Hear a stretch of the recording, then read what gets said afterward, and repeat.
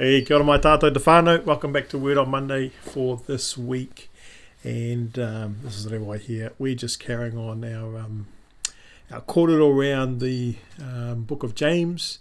And today we're exploring James chapter 1, verses 19 through to 27.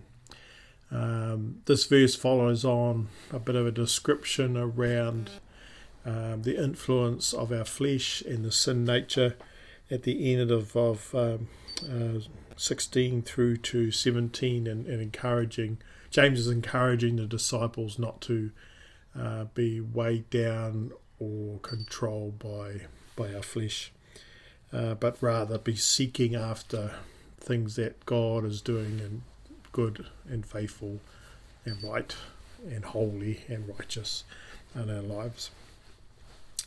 And he's kind of grounding it now. We come into a passage where the opening sentence notes us to take note of what's being said by the use of the words, "Dear brothers, take note of this." And then what follows is something important. Everyone should be quick to listen and slow to speak, slow to anger. And so I just want us to reflect around that idea of listening and speaking and anger, and how in our humanity, quite often when we are in relationship or in discussions or growing in relationship with people, there's this reciprocity that happens in the relationship quite often. But when that breaks up, there is a challenge to want to be heard and listened to in a way that the person who's speaking is validated. Even though that this passage is not getting at that. James is really encouraging the disciples and the followers of Jesus to hear him, to hear what the word is doing in their lives. The application of our faith is tied to the word.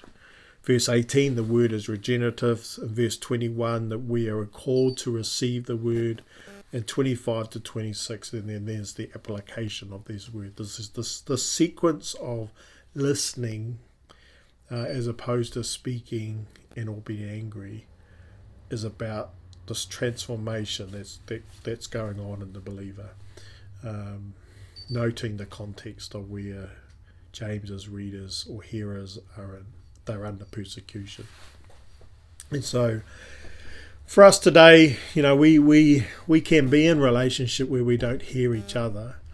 And it also can be a reflection of our relationship with God, that we're actually not listening to him. And so in one sense, the application of disruptive or dysfunctional relationships that we have with each other can be a reflection of our relationship with God and or the lack of it in our lives. Noting here, one of the things that he says here is to be slow to speak, slow to anger. The unwise will speak, and sometimes it's motivated by our emotions.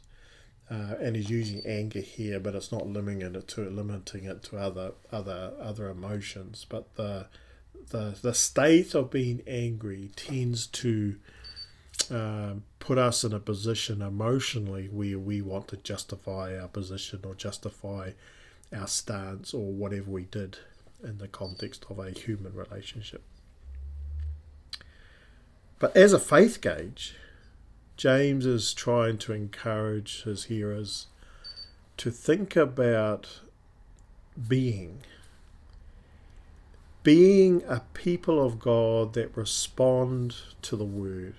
And in this case, the word is referring to scriptures. It's referring to, obviously the Hebrew scripture, because that's what they knew at the time. But as the disciples were starting to record their encounters with Jesus, and like James here, he writes to the believers, he's encouraging them to allow the work to be transformative in us, to be in a situation where we're reading the word or hearing the word on a regular basis, that we're open to receive the word.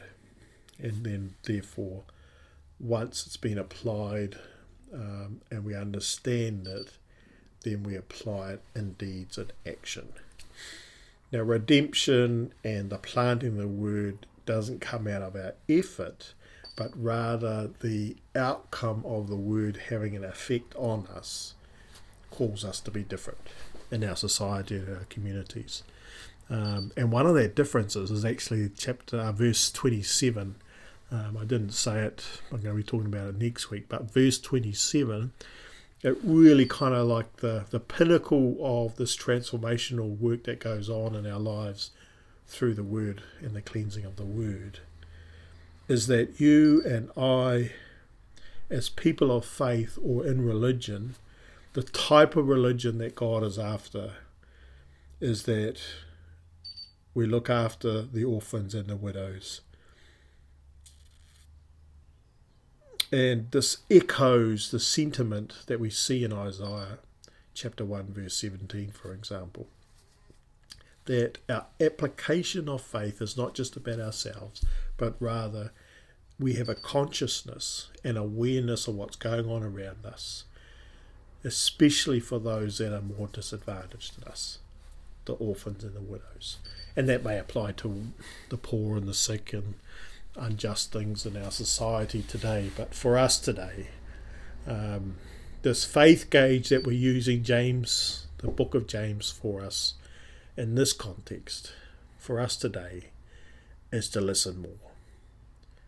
To open our ears to hear what the Spirit is saying, both in regards to the renewing of our minds, but also putting into action the application of faith. It doesn't matter what you say. It doesn't matter what you believe. Your actions will demonstrate it. Your actions will give evidence to that belief. Well, whānau, this is a small one. I just wanted to remind us to think about, what does it mean for us today? What do you have to do?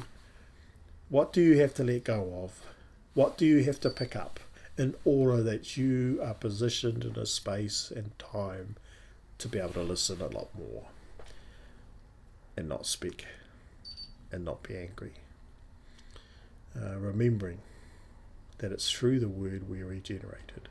It's through the word that the seed of faith grows inside of us, and then hopefully we apply it to have a consciousness of things around us where we're giving to effect the love of God to our communities.